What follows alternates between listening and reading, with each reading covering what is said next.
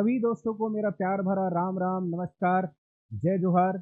स्वागत है आपका दिल्ली हायर सेकेंडरी रायपुर के आपके अपने यूट्यूब चैनल में। हम जो सीरीज देख रहे हैं वो है आपका 30 कदम 2.0। मैं आपसे जो विषय डील कर रहा हूँ वो है आपका हिंदी। हिंदी में अभी तक हम बहुत सारे विषयों पे चर्चा कर चुके हैं। आज का जो टॉपिक है वो टॉपिक है आपके समाज के बारे में। समाज से समय समय पे बहुत सारे प्रश्न बनते आए हैं, बनते रहेंगे। कुछ नए तरीके से तो नहीं पढ़ाऊंगा, बट मेरा आज का जो वीडियो है या जो हमारा ये जो टॉपिक बनेगा ये मोस्टली उस बात पे है कि आपके दिमाग में बैठे। रिवीजन तो एक पर्सपेक्टिव है ही है इसका, बट मेरा ये चाह है शुरू से कि दिमाग में बैठना ज़रूरी है, कंसेप्ट थोड़ा रिवाइज हो जाए और उससे दो चार सवाल आपके लग जाएं। तो ज़्यादा देर नहीं करते, शुरू करते हैं हम अपने इस प्रश्नों की श्रृंखला को और बढ़ते हैं हमारे पहले प्रश्न की तरफ। हमारा पहला प्रश्न है, समाज का अर्थ क्या होता है। समाज का अर्थ सभी को सर्वविदित होगा, फिर भी यहाँ पे अगर हम देखें समाज का अर्थ क्या है तो समाज का अर्थ है संक्षेप। संक्षेप का क्या अर्थ? संक्षेप का अर्थ है छोटा करना। किसे छोटा करना? तो पदों को छोटा करना। अब समाज का अगर कहीं पे और अर्थ देखें तो समाज का एक अर्थ निकलता है परस्पर पदों को पास बिठाना। अगर दोनों तरीके से हम देखते हैं तो परस्पर पदों को पास बिठाना, संक्षेप अर्थात छोटा करना, इन दोनों की अगर बात करें तो हम बात करें किसकी? चीजों को संक्षिप्त करने की बात करें। तो समाज का अर्थ क्या निकलता है? तो समाज का अर्थ निकलता है संक्षिप्त। अगर हम विग्रह की बात करते तो ये विस्तार हो सकता था, बट प्रश्न के हिसाब से अगर देखें तो पहला जो विकल्प है यह उपयुक्त बैठता है। बढ़ते हैं अपने अगले सवाल की तरफ। हमारा अगला सवाल क्या है देखते हैं। सवाल जो दो है आपका कह रहा है कि समाज की विशेषताओं में क्या क्या शामिल है। तो यहाँ पे देखना है कि कम से कम दो पद होना आवश्यक है, क्योंकि संक्षेप करने के लिए कितने पदों की आवश्यकता है? न्यूनतम दो पदों की आवश्यकता। तो हमको न्यूनतम कितने पद चाहिए? तो न्यूनतम हमको पद चाहिए दो। अब ये क्या कर रहा है? संक्षिप्त कर रहा है, छोटा कर रहा है, और किसका लोप कर रहा है? विभक्तियों का लोप कर रहा है। यहाँ पे ध्यान रखना है, विभक्ति की जब बात करते हैं तो करीब करीब 8 प्रकार की विभक्तियां होती हैं। इन 8 प्रकार की विभक्तियों में समास में केवल 6 ही उपयोग होते हैं। तो ये ध्यान रखना है, जो विभक्ति जो हमारा विभक्ति है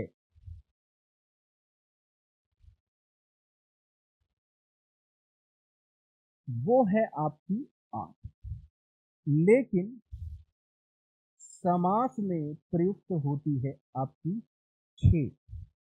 दूसरा ये ध्यान रखना है कि समास में जो आपकी 6 विभक्ति उपयोग हो रही है वो कहाँ सबसे ज्यादा उपयोग होगी?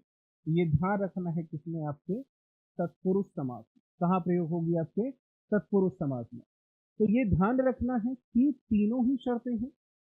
कम से कम दो पद होना आवश्यक है, पदों का संक्षिप्त रूप बनता है और विभक्तियों का लोप हो जाता है। इसलिए जो विकल्प डी है वो इस प्रश्न का सही उत्तर होगा। बढ़ते हैं सवाल क्रमांक 3 के तरफ। हमारा सवाल क्रमांक 3 क्या कह रहा है कि समास मुख्य रूप से कितने प्रकार के होते हैं। अब ये ध्यान रखिएगा, ये सीधा सीधा प्रश्न, यहाँ पे पदों के हिसाब की बात नहीं हो रही है, सीधा सामान्य सा प्रश्न है कितने प्रकार होते हैं। तो संख्या के हिसाब से अगर देखें तो समास के मुख्य रूप से 6 प्रकार। कितने प्रकार होते हैं? 6 प्रकार। और अगर हम पदों के तालमेल या पदों की संरचना के आधार पर देखें तो यहाँ पे आपको ध्यान रखना है कि कितने हो जाएंगे? 4। तो विकल्प बी भी गलत है, विकल्प ए भी गलत है, विकल्प सी भी गलत है, क्योंकि क्या पूछ रहा है, मुख्य रूप से पूछ रहा है कहीं पे भी यह बात नहीं दिखाई गई है कि पदों की प्रधानता की बात हो रही है या ऐसा कुछ भी आपको दिखाई दे रहा है। तो यहाँ पे ध्यान रखना है, सवाल 3 का जो विकल्प डी है वो इस प्रश्न का सही उत्तर होगा। अब ये थोड़ा सा अपन देखते हैं कि कौन कौन से प्रकार होते हैं। तो सबसे पहले अपन देख लेते हैं अव्ययी भाव समास। तो जिसका प्रथम पद अव्यय हो उसे हम क्या बोलेंगे, अव्ययी भाव समास। दूसरा अगर हम जाएं तो दूसरा हमारा अभी मैंने चर्चा की थी किसकी, आपके तत्पुरुष समास की। फिर जो तीसरा आपका है, तो तीसरा क्या होना चाहिए, तो तीसरा याद रखिएगा बराबर के लोगों में क्या होता है, द्वंद्व होता है। तो यहाँ पे क्या हुआ आपका द्वंद्व समास। आगे अगर बढ़ें तो द से द्वंद्व तो हो गया, अब द से बारी है आपकी द्विगु की। तो जहां पे संख्यावाचक हो, जहां पे संख्यावाचक हो या फिर कोई पद संख्या के तौर पर दिखे, और ध्यान रखना है इस बात को कि कोई भी विशेष अर्थ ना निकले।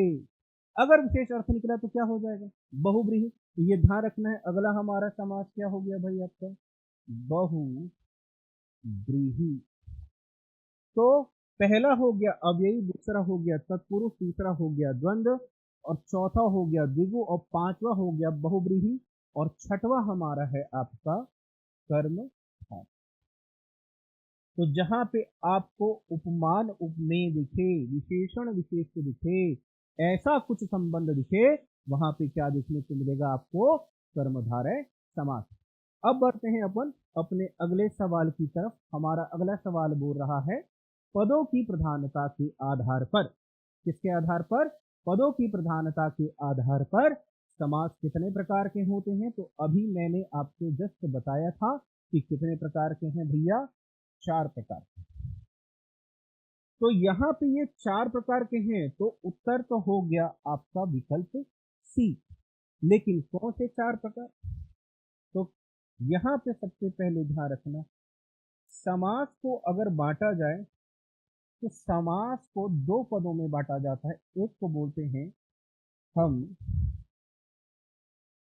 पूर्व पद, एक को हम क्या बोल रहे हैं, पूर्व पद, और दूसरे को बोलते हैं हम उत्तर। अब ये ध्यान रखना, पूर्व और उत्तर, तो जो पद पहले आए उसे पूर्व, तो पहले प्रश्न पूछा जाएगा, बाद में उत्तर दिया जाता है, तो बाद का क्या बना, उत्तर। तो उत्तर पद बाद में, पूर्व पद पहले। इनके संयोजन के आधार पर या इनके प्रधानता के आधार पर या इनके अप्रधानता के आधार पर,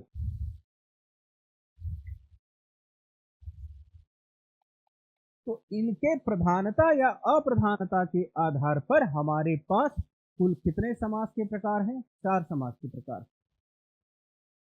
पहला हो गया आपका पूर्व पद प्रधान, दूसरा हो गया उत्तर पद प्रधान, और तीसरा हो गया दोनों पद प्रधान, और चौथा हो गया अन्य पद प्रधान। तो इस प्रकार से हमने किसके हिसाब से देखा है, प्रधानता के आधार पर पूर्व पद, उत्तर पद, दोनों पद और अन्य पद। तो अन्य पद का मतलब है दोनों पदों की जहां पे क्या होनी चाहिए, अप्रधानता। जहां पे दोनों पद कैसे हो, अप्रधान हो, क्या कहलाएगा, अन्य पद प्रधान। तो सवाल 4 का जो विकल्प ए है, बी है, और डी क्या हो गया, गलत हो गया, और विकल्प जो सी है वो इस प्रश्न का सही उत्तर बैठता है। अब बढ़ते हैं अपने अगले सवाल की तरफ। हमारा अगला सवाल कह रहा है पूर्व या पहला पद प्रधान हो तो कौन से समास में होता है, बताइएगा। अब यहाँ पे देख समझते जाए। पहली बात, अगर मैं बहुब्रीहि की बात करता हूं, हम अगर बहुब्रीहि की बात करें, और अगर बहुब्रीहि की बात करें तो बहुब्रीहि में अन्य पद प्रधान होता है। अन्य पद क्यों प्रधान है? क्योंकि यहां पर ना तो पूर्व पद प्रधान है और ना ही उत्तर पद प्रधान है। तो भैया अगर दोनों प्रधान नहीं है तो क्या होगा? अन्य पद प्रधान होगा। मतलब जब कोई विशेष अर्थ निकले तब होगा क्या? बहुब्रीहि होगा। मतलब इन दोनों से हटके किसी तीसरे की ओर अर्थ इंगित किया जाए तो क्या बनेगा आपका? बहुब्रीहि। अब द्वंद्व, तो यहाँ पे ध्यान रखो, अगर प्राचीन समय में आप जाओगे तो द्वंद्व एक युद्ध होता था। द्वंद्व मतलब होता है बराबर का। जब दो लोग बराबर के होते हैं, दो लोग बराबर के होते हैं तो क्या होता है? द्वंद्व युद्ध होता है। अब ये समझना आप इस बात को, यहाँ पे लोगों को जोड़ना है पदों से। लोगों को किससे जोड़ना है? पदों से। तो जहां पे दोनों पद प्रधान हो, जहां पर दोनों पद प्रधान हो, तो द से द्वंद्व, द से दोनों पद प्रधान हो, क्या कहलाएगा? द्वंद्व समास कहलाएगा। तो बच गया क्या? अव्ययी भाव समास, जिसका पूर्व पद पहला पद कैसा हो? अव्यय हो और साथ ही साथ प्रधान हो, तो वहां पे क्या बनेगा आपका? अव्ययी भाव समास। तो सवाल 5 का विकल्प बी, विकल्प सी गलत है और क्या सही हो गया? विकल्प ए। अब बढ़ते हैं अपने सवाल 6 की तरफ। सवाल 6 क्या कह रहा है? सवाल 6 ये कह रहा है कि उत्तर पद कौन से समास में प्रधान होता है। अब यहां पे समझिए, अभी ध्यान रखिएगा, अगर हम जो देखे हैं, पहली बात, अगर अव्ययी भाव समास, इसकी बात करें, अव्ययी भाव समास, इसमें हमने क्या देखा है भाई? अभी पूर्व पद प्रधान है। अभी हमने ताजा ताजा देखा है, एकदम ताजा ताजा क्या देखा है कि द्वंद्व में कौन से पद प्रधान है? दोनों पद प्रधान है। और फिर हमने क्या देखा?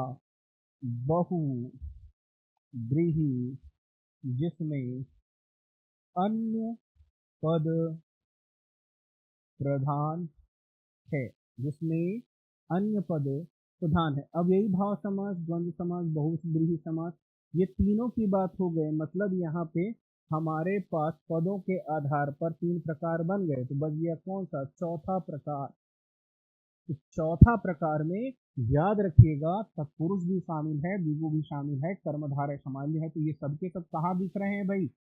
आपके विकल्प डी में। तो सवाल 6 का जो विकल्प डी है वो इस प्रश्न का सही उत्तर होगा। अब बढ़ते हैं सवाल क्रमांक 7 की तरफ। सवाल क्रमांक 7 क्या कह रहा है, इस वो थोड़ा आते हैं। किस समास में कारकों में विभक्ति का लोप हो जाता है? तो यहाँ पे ध्यान रखिएगा, बहुत से समासों में ऐसा होता है, लेकिन ये आपको बताना है मुख्यतः किसमें होता है।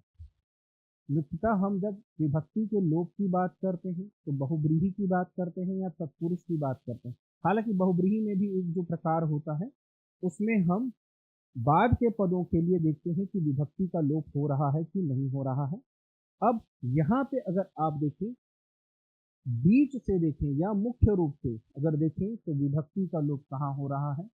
तत्पुरुष में हो रहा है। इसलिए सवाल 7 का विकल्प जो डी है वो उपयुक्त बैठेगा।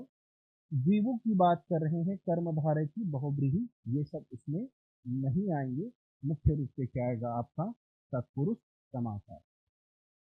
अब तत्पुरुष समास में अगर हम देखें, अभी मैंने आपकी बात की कि 8 जो आपके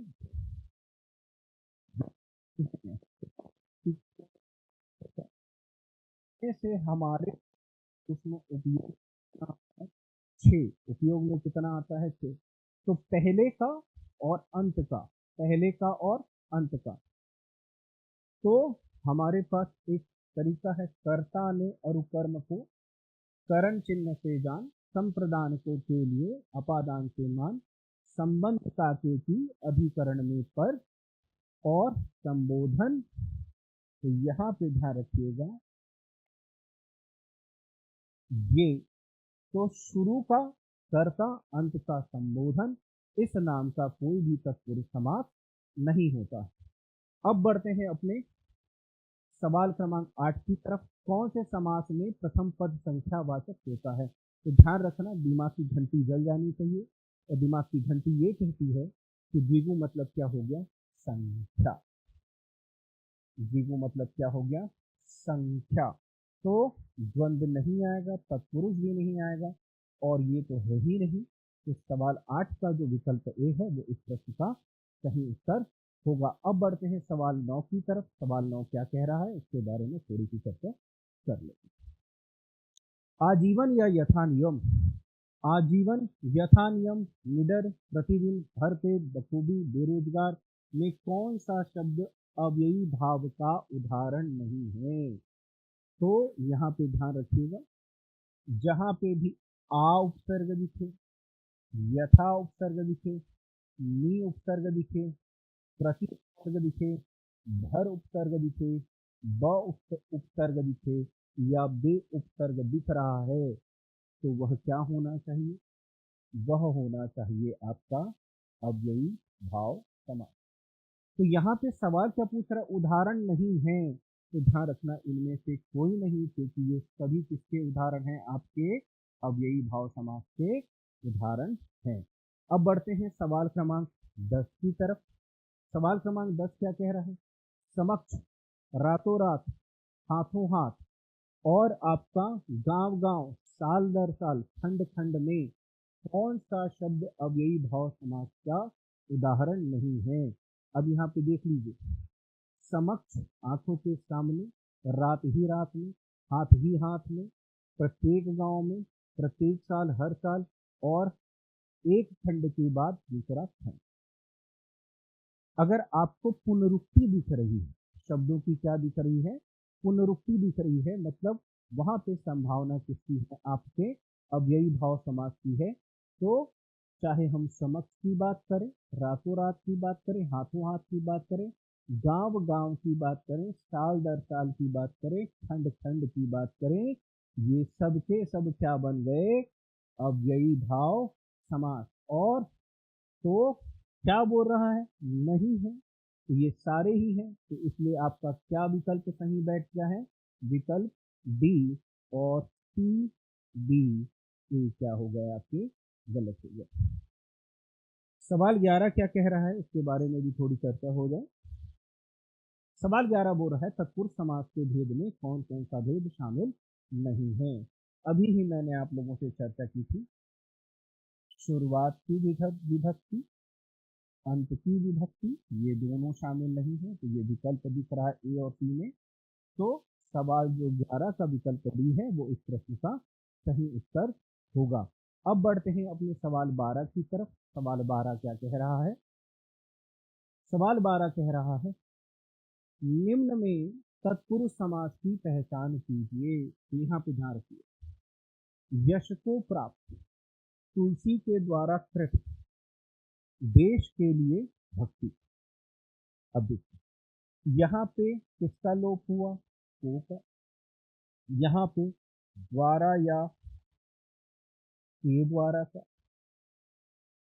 और यहाँ पे हुआ देश के लिए। अब हमने देखा कि जहाँ पे विभक्ति या कारक चिन्ह का लोप हो, वहां पे क्या होना चाहिए? तत्पुरुष होना चाहिए। तो यहाँ पे भी लोप हो रहा है, यहाँ पे भी लोप हो रहा है, यहाँ पे भी लोप हो रहा है, तो ये क्या आ गया? विकल्प डी जो है सवाल 12 का सही उत्तर होगा। अब बढ़ते हैं सवाल 13 की तरफ। सवाल 13 क्या कहता है, इसके बारे में थोड़ी सी चर्चा कर लेते हैं।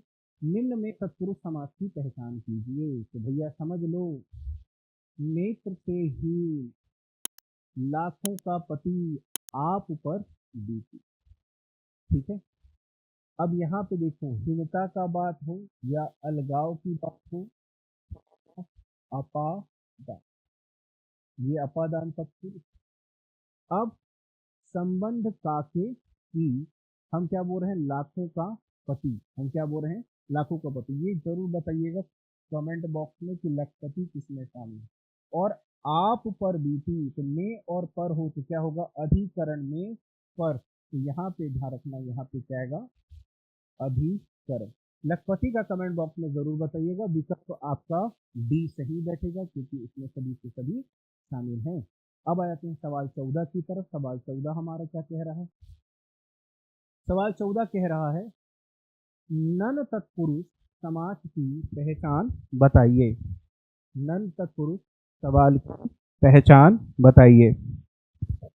अब यहाँ पे अगर अपन देखते हैं, नन तत्पुरुष समास की पहचान बताएं की अगर बात हो रही है, इस समास का प्रथम पद में अ, आ, ना, ला आदि उपसर्ग का प्रयोग होता है। अब देख लो यहाँ पे, ये बात तो ना, ला होता है, बट ये ध्यान रखिएगा, कंफ्यूज नहीं होना है अब यही के साथ, क्योंकि यहाँ पे ध्यान रखिएगा, इस अ, आ, ना और ला, अ, आ, ना और ला का अर्थ निकल रहा है न। इसी न के कारण ही हमने इसे क्या कहा, नन तत्पुरुष समास। तो ये ध्यान रखिएगा, दूसरा पद संज्ञा या विशेषण होता है, पहला पद आपका समास में अ, आ, ना, ला आदि का प्रयोग होता है। ये दोनों ही सही है, इसलिए विकल्प सी इस प्रश्न का ही उत्तर होगा। बढ़ते हैं सवाल 15 की तरफ। सवाल 15 क्या कह रहा है, लावारिस, नापसंद, लापता में कौन सा शब्द नन तत्पुरुष समास का उदाहरण नहीं है। अभी देखिए, लावारिस का अगर आप अर्थ निकालते हैं तो लावारिस का जो अर्थ है वो है आपका ना वारिस।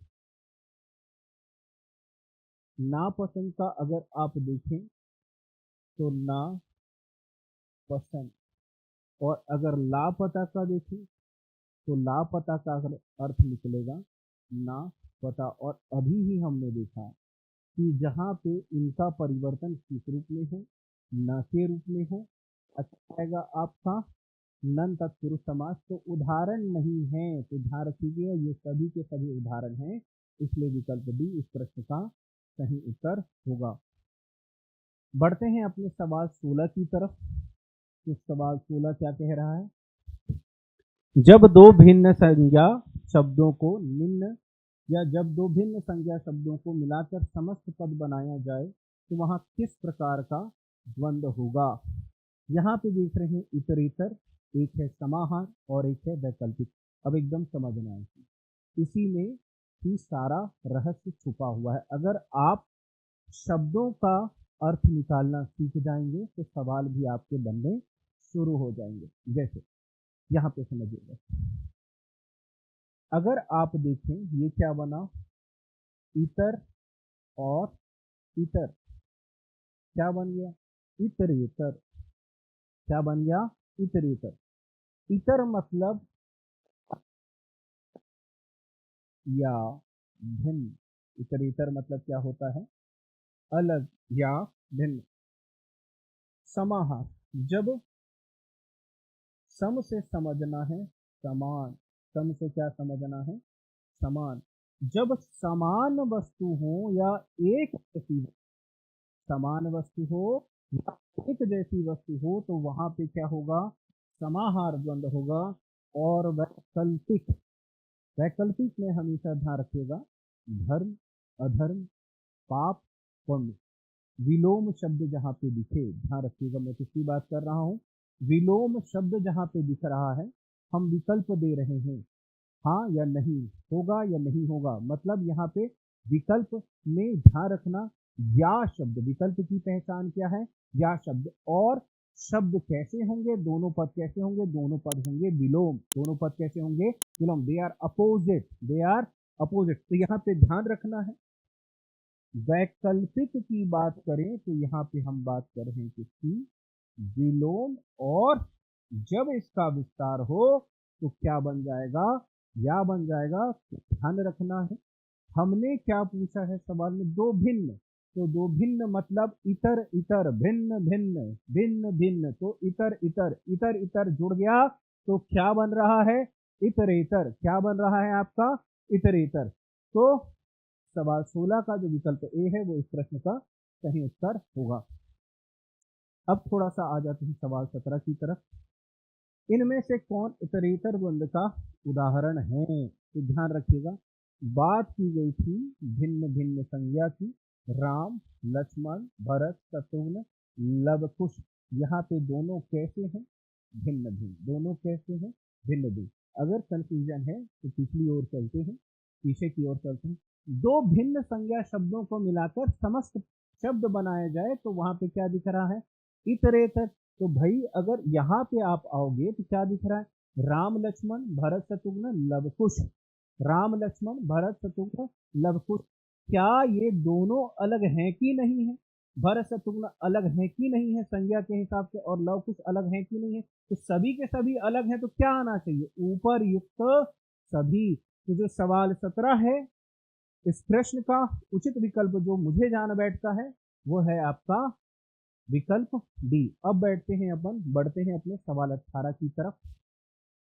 प्रथम पद के साथ उत्तर पद जोड़ देने से प्रथम पद के अर्थ में संबंधित उसी प्रकार के अन्य वस्तुओं के समूह का बोध हो तो ऐसे समस्त पद में किस प्रकार का द्वंद्व समास होगा। अब ये देखिए, प्रथम पद के अर्थ में संबंधित उसी प्रकार का, मैंने आपको अभी क्या बताया था, समाहार। क्या बताया था, समाहार।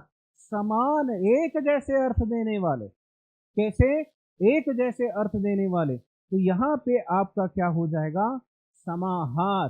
तो विकल्प ए गलत है, विकल्प सी गलत है, विकल्प डी गलत है, क्या सही है, विकल्प डी। अब बढ़ते हैं सवाल 19 के तरफ। सवाल 19 बोल रहा है कि निम्न में कौन सा समाहार द्वंद्व का उदाहरण है। तो देख लो भाई, दाल के साथ यहाँ पे याद रखना, हम मुख्यतः बात करते हैं किसकी, पदार्थों की बात करते हैं, वस्तुओं की बात करते हैं। दाल रोटी, अन्न जल, कंद मूल फल, कंद मूल और फल, अन्न और जल। तो यहाँ पे ध्यान रखना सभी एक दूसरे से जुड़े हुए हैं, इसलिए क्या आया, समाहार द्वंद्व। और जो सवाल आपका 19 है उसका जो विकल्प डी है वो इस प्रश्न का सही उत्तर होगा। अब बढ़ते हैं सवाल 20 के तरफ। सवाल 20 क्या कह रहा है, जब द्वंद्व समास के पदों में विपरीतार्थ का भाव हो तो उसमें कौन सा द्वंद्व समास होना चाहिए। तो अभी मैंने बात की, हम जब विलोम शब्द की बात करते हैं, विपरीतार्थ की बात करते हैं और साथ में उसके विस्तार में क्या आ गया, आपका या आ गया, तो क्या होगा, वैकल्पिक। और अभी मैंने समाहार और इतरेतर की बात आपकी की, इसलिए जो सवाल 20 है उसका विकल्प ए इस प्रश्न का सही उत्तर होगा। अब बढ़ते हैं, वैकल्पिक द्वंद्व समास का उदाहरण निम्न में से कौन सा है। तो ध्यान रखो, पहचान देख लो। अभी मैंने क्या बोला, विपरीतार्थ भाव होना चाहिए। तो भैया धर्म के साथ अधर्म है ना, जरा और यौवन। अब जरा जरा वाला नहीं है भाई, वो जरा जरा है, ठीक है। तो जरा जरा की अगर बात करें कि जरा जरा है तो जरा मतलब होता है, जर मतलब होता है वृद्ध, जर मतलब होता है वृद्ध, और यौवन मतलब हो गया जो युवा है। तो जरा यौवन, जरा यौवन। तो जरा यौवन की अगर बात करते हैं तो विकल्प जो डी है वो इस प्रश्न का सही होगा, क्योंकि क्या पूछ रहा है, वैकल्पिक पूछ रहा है। तो धर्माधर्म तो आ गया, जरा यौवन भी आ गया, और याद रखना गुण दोष में भी आप क्या देख रहे हो, विपरीतार्थ भाव देख रहे हो। तो विकल्प जो डी है वो इस प्रश्न का सही उत्तर होगा। अब बढ़ते हैं सवाल 22 के तरफ। सवाल 22 हमारा कह रहा है, वह समास जहां पहला पद व दूसरा पद किसी तीसरे पद की ओर संकेत करते हैं। शुरुआत में ही मैंने बता दिया था, याद रखिएगा, जिसमें अन्य पद प्रधान हो,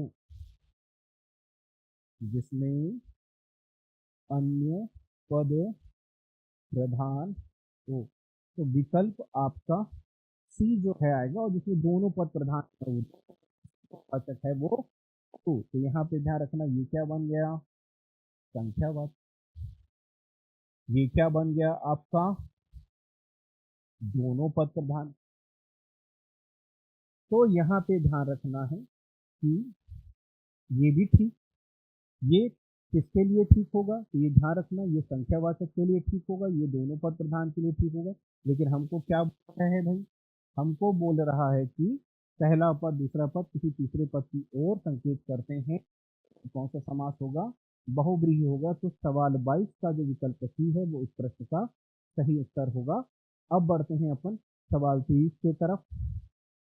तो सवाल 23 क्या बोल रहे हैं, निम्न में से कौन सा बहुव्रीहि समास का उदाहरण है। तो यहाँ पे ध्यान रखना, आप लोगों ने संप्रदाय सुना होगा, श्वेतांबर, ठीक है, सुंदर मुखवाली सुमुखी, 10 कंठों वाला, 10 कंठ कौन है भाई, 10 कंठ वाला रावण है।